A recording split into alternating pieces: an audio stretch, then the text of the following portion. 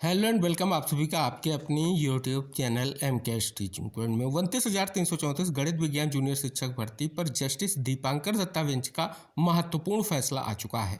29 जनवरी को आए फैसले का लिखित आदेश भी आ चुका है। साथियों, वर्षों के बाद फिर से याची लाभ को लेकर के निष्कर्ष आया है। किस प्रकार से ये याची लाभ प्रदान किया गया है, ये निष्कर्ष आपको इंगित कराएंगे और हमारे जो 69,000 शिक्षक भर्ती के प्रतीक्षारत साथी हैं उनके लिए भी विशेष निष्कर्ष आपको इंगित कराएंगे। आप सभी को पता है 69,000 शिक्षक भर्ती का मामला भी 2020 से पेंडिंग है। अब क्या निष्कर्ष आएगा महत्वपूर्ण रहेगा, क्योंकि 69,000 शिक्षक भर्ती मामला भी जस्टिस दीपांकर दत्ता सर की ही बेंच में लिस्टेड हो रहा है। ये बात अलग है कि अभी सुनवाई को लेकर के इंतजार करना होगा, लेकिन उम्मीद है कि क्या फैसला आने की संभावना स्पष्ट हो सकती है। तो वो हम 29,334 गणित विज्ञान जूनियर शिक्षक भर्ती पर आए फैसले का अवलोकन करेंगे और किस प्रकार से याची लाभ दिया गया है, क्या क्या फैक्ट्स दिए गए हैं, वो हम आपको इंगित कराना चाहेंगे, जिससे आप सभी लोगों के मन में जो जिज्ञासाएं हैं उनका निष्कर्ष स्पष्ट हो सकेगा। तो जितने हमारे 69,000 शिक्षक भर्ती के प्रतीक्षारत साथी हैं, इस महत्वपूर्ण वीडियो को अंत तक ज़रूर देखें और वीडियो में दी गई ये महत्वपूर्ण इन्फॉर्मेशन सभी तक ज़रूर शेयर करें। और साथ ही अगर आप चैनल पर पहली बार विजिट कर रहे हैं तो कृपया चैनल को सब्सक्राइब अवश्य कर लें, जिससे जो भी नेक्स्ट अपडेट आप तक शेयर की जाए वो आसानी से पहुँच सके।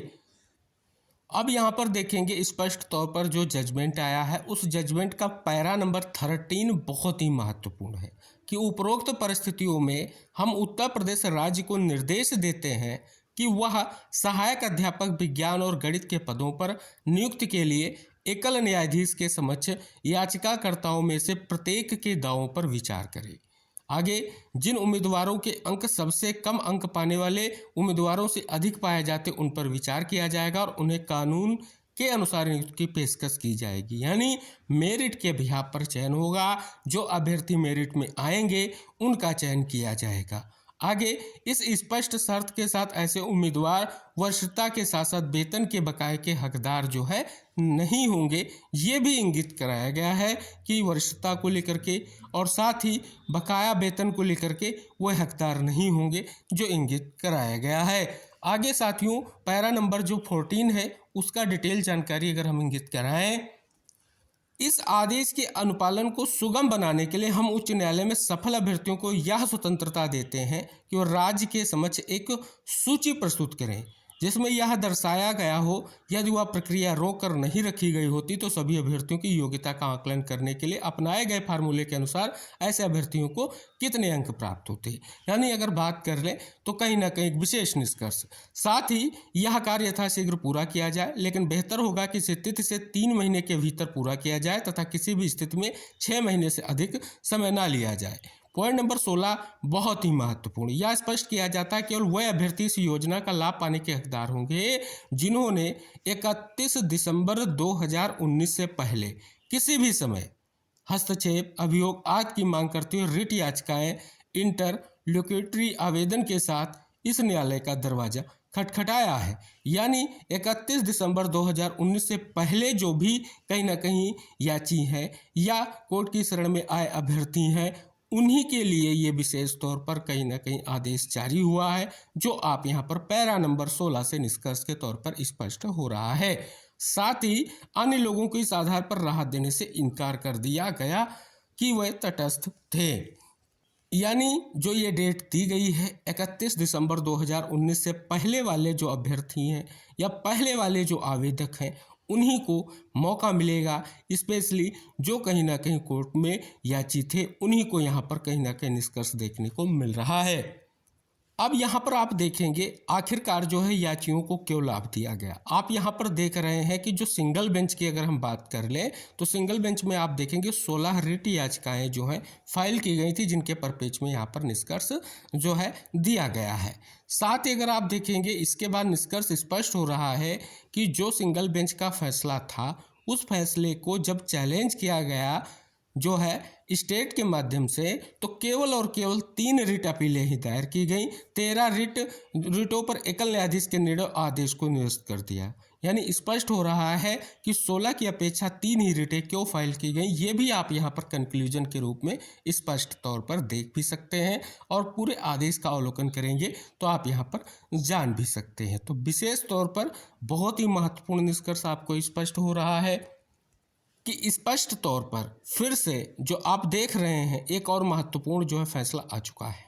और ये फैसला इस प्रकार से महत्वपूर्ण है क्योंकि जो आपकी भर्ती प्रक्रिया 2013 में स्टार्ट हुई थी, जिसका निष्कर्ष आप जो है जजमेंट में देख सकते हैं। फाइनली यहाँ पर आप देख रहे हैं कहीं ना कहीं एक महत्वपूर्ण फैसला आया है याची लाभ को लेकर के। सभी को इसका लाभ नहीं मिलेगा, स्पेशली एक डेट जो है स्पेसिफिक दी गई है और डेट के साथ साथ जो याची हैं अगर मेरिट में आएंगे तो उनका चयन सुनिश्चित किया जाएगा। तो ये निष्कर्ष है, ये कहीं ना कहीं कंडीशन है जो आप सभी लोगों के लिए महत्वपूर्ण है।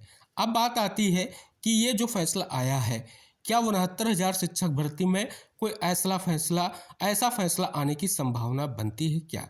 तो आप सभी को इंगित करा दें क्योंकि 69,000 शिक्षक भर्ती का अगर आप अवलोकन कर रहे हैं तो विविध मुद्दे हैं जिनका निस्तारण होना है। और साथ ही अगर हम बात कर लें 69,000 शिक्षक भर्ती में कहीं ना कहीं लगातार प्रयास किया जा रहा है, लगातार कायस लगाए जा रहे हैं। क्या 29,334 गणित विज्ञान जूनियर शिक्षक भर्ती की ही तरह याची लाभ की संभावना बनेगी? क्या याची लाभ मिलेगा? याची लाभ मिलेगा तो किस प्रकार से मिलेगा? क्या सिंगल बेंच में जो अभ्यर्थी थे उन्हें मिलेगा या डबल बेंच में जो अभ्यर्थी थे उन्हें मिलेगा या जो सुप्रीम कोर्ट में कहीं ना कहीं स्पष्ट तौर पर आए हैं उन्हें मिलेगा? तो इस प्रकार से बहुत से कहीं ना कहीं संशय आप सभी के मन में व्याप्त हैं। हालांकि अभी सुप्रीम कोर्ट में मामला विचाराधीन है तो इस पर कहीं ना कहीं क्या निष्कर्ष आएगा, इससे पहले कहीं ना कहीं सटीक और सही जानकारी देना कहीं ना कहीं एक संशय की स्थिति उत्पन्न करता है। फिलहाल क्या फैसला रहेगा, ये कोर्ट का जो भी फैसला आएगा अंतिम फैसला रहेगा, लेकिन इस फैसले के बिहाफ पर कहीं ना कहीं मन में जिज्ञासा उत्पन्न हो रही है कि हो सकता है कि भर्ती में विविध मुद्दों के निस्तारण को लेकर के एक विकल्प के तौर पर ये कहीं ना कहीं याची समायोजन की प्रक्रिया एक महत्वपूर्ण निष्कर्ष ला सकती है, जिससे कहीं ना कहीं भर्ती के मुद्दे निस्तारित हो सके। लेकिन अभी ये अगर आप निष्कर्ष को देखेंगे तो कहीं ना कहीं अभी आपको सुनवाई का इंतजार करना होगा और इसके लिए आपको तैयार रहना होगा क्योंकि वर्षों से इंतजार जो था हमारे गणित विज्ञान जूनियर शिक्षक भर्ती के भाई बहनों को, वो उनका समाप्त हुआ है। तो अब आपके लिए यही निष्कर्ष कहीं ना कहीं इंतजार कर रहा है कि सुनवाई हो, सुनवाई के साथ साथ क्या फैसला आएगा वो महत्वपूर्ण रहेगा। तो फिलहाल 69,000 शिक्षक भर्ती को लेकर के ये एक विशेष निष्कर्ष है जो कहीं ना कहीं याची लाभ के रूप में स्पष्ट हो रहा है। फाइनली जो है लिखित जजमेंट में भी ये स्पष्ट हो चुका है कि याची लाभ ही अभ्यर्थियों को दिया गया है। तो आई होप इस वीडियो में दी गई महत्वपूर्ण जानकारी आप अंत तक देखेंगे, शेयर करेंगे। चैनल पर नए हैं तो चैनल को सब्सक्राइब जरूर कर लें। नेक्स्ट जो भी इन्फॉर्मेशन होगी उसको हम नेक्स्ट वीडियो के माध्यम से आपको इंगित कराएंगे। तो मिलते हैं नेक्स्ट अपडेट के साथ, तब तक के लिए बाय बाय, टेक केयर साथियों।